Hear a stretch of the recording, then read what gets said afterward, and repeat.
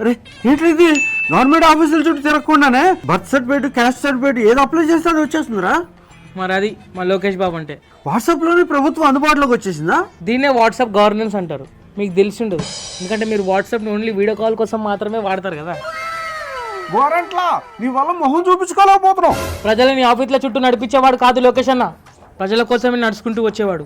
అలా యువగలంలో నడుచుకుంటూ వచ్చి ప్రజల కష్టాలని విని ఈరోజు ఏ వ్యక్తి కూడా ఆఫీసుల చుట్టూ తిరగకూడదని చేతిలో ప్రభుత్వాన్ని ఉంచాడు. మా అన్న కూడా జనాల కోసం నడిచొచ్చాడుగా, తర్వాత నడిపించాడుగా ఆఫీసుల చుట్టూ.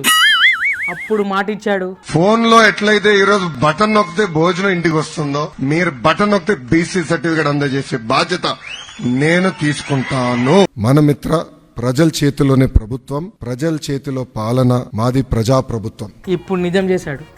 కొంతమంది ఉంటారండి, మాట తప్పం మడం తిప్పమని మదర్ అండ్ సిస్టర్ దగ్గరనే మాట తప్పుతారు. ఛీ!